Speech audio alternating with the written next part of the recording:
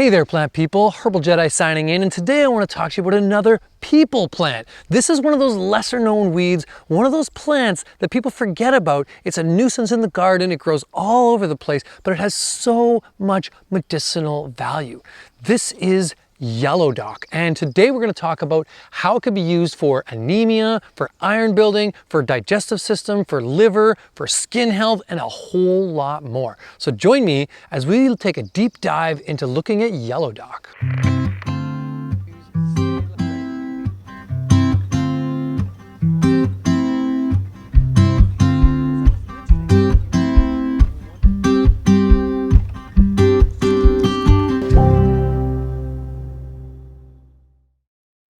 Before we talk about the medicinal qualities of this plant, it's important to know we got the right plant. Now, yellow dock is not that hard to recognize. It's an easy one to identify, but there's a couple of key factors. Now, one of the reasons it's called yellow dock is because it's got this yellow hue to the root. You can see by some of these little root pieces I've cut open, there's a lot of yellow in there, right?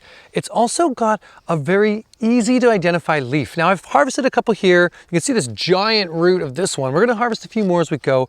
Essentially, it's the root we're using as medicine, but we can see the leaf has these little red veins inside, and as it grows up pretty tall, probably about 4 or 5 feet, and it's part of the buckwheat family. So it has all these little kind of buckwheat type flowering seed heads that are easy to recognize in the fall. Now, it's spring, and the reason we're harvesting it right now is because early spring is perfect root season. It's before all of the chi has gotten up into the plant and is moving up to be flowers. So all of the medicine is still in the roots. So this is the time of year that's ideal to work with this plant. So I've harvested some. These are a couple of days old. I'm just letting them dry out. We're going to make a tincture with them and show you how to make a bit of medicine with it. But essentially, just so you know, if you're trying to find the right plant, it's got these lanceolate leaves that are curly on the edges. They've got curls on the edge. The name Rumex crispus means curly leafed sour plant. Rumex means sour, and crispus means curly in Latin. So essentially it's known as curly dock or yellow dock because of the color of the roots,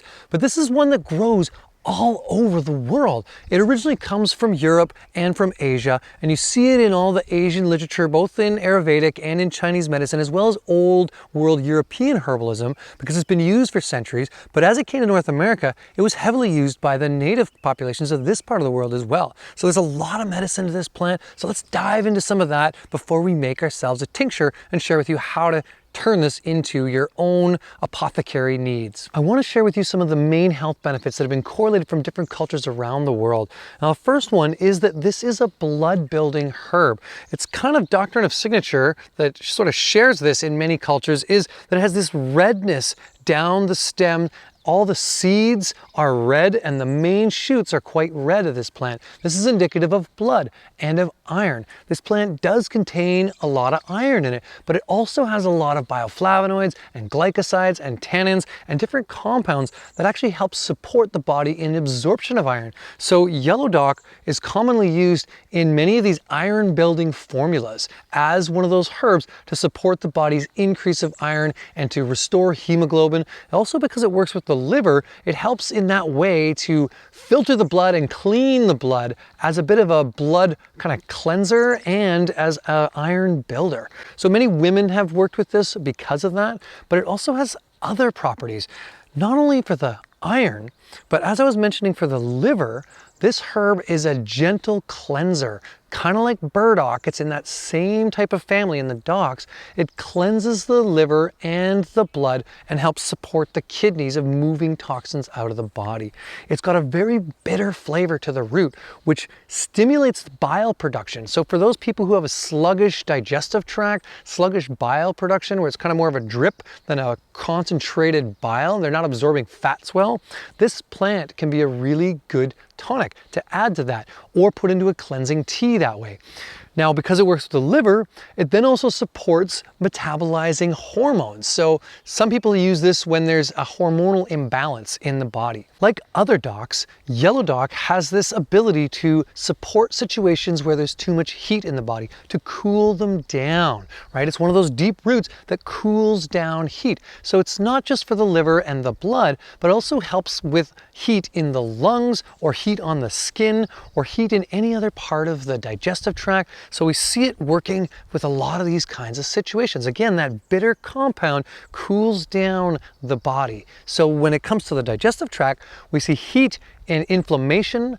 This will help to restore balance in those situations. It's been heavily used for situations like Candida and for SIBO, small intestinal bacterial overgrowth, as one of these things to repair and restore the digestive lining and to combat inflammation in the gut. It also has some antibacterial, antifungal compounds in it, but the main aspect is really calming that inflammation in the gut lining. This makes it useful for things like Crohn's and irritable bowel in this sense. It also has some anthraquinones, which are a type of compound that strengthen the musculature of the lower intestinal tract. So people who have kind of bad digestion and sluggish digestive tract, where there's a bit of constipation or diarrhea where it's kind of scanty, this one will help strengthen and tone the musculature.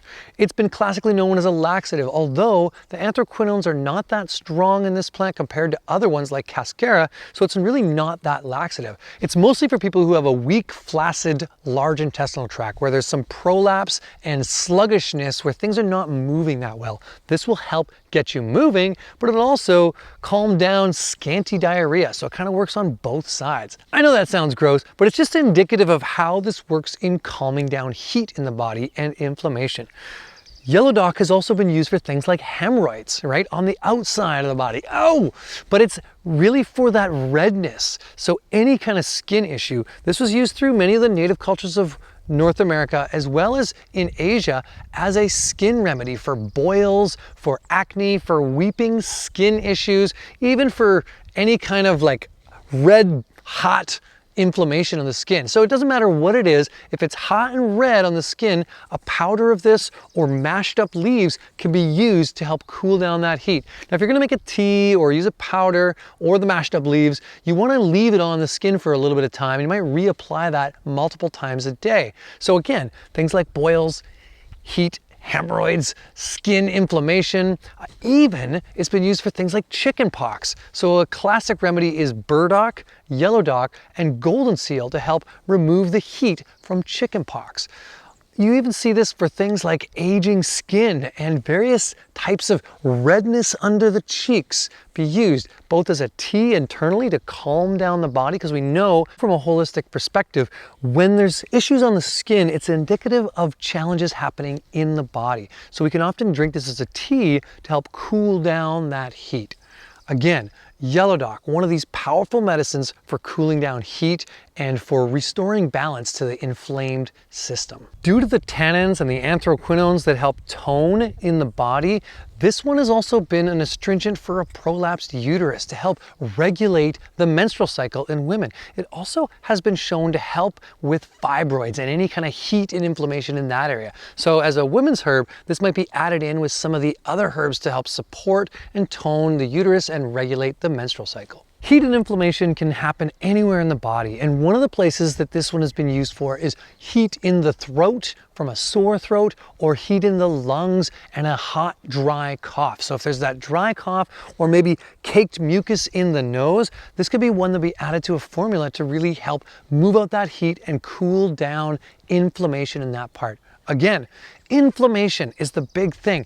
This plant grows in places where there's compact grass, and it breaks up the soils and breaks up stagnation and inflammation. That's its main claim to fame. Yellow dock is for breaking up stagnation, for moving out things that are not flowing and not working properly. So it can be helpful again for building the iron in the blood, for strengthening the liver, for supporting the digestive tract, for healing inflammation and cramping, for using externally on the skin for any kind of heat, or in the lungs, or any area that we might have this type of condition in the body. So of course there is so much more that this can be useful for, but let's take some time to talk about how we might prepare this and make this into medicine.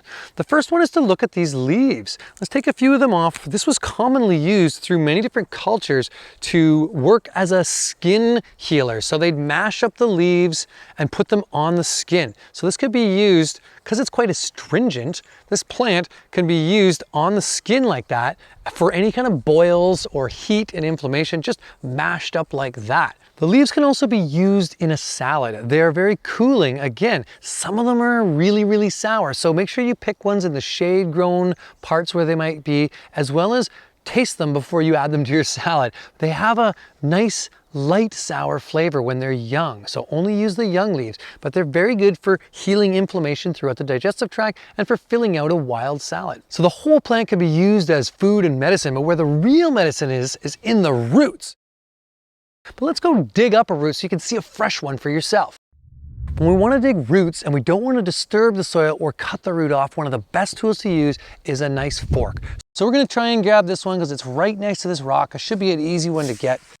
So I'm just going to kind of loose up the ground. You can see it's kind of moving in there. There we go. Look at how long those roots are. Just a small little plant. Wow. Look at that.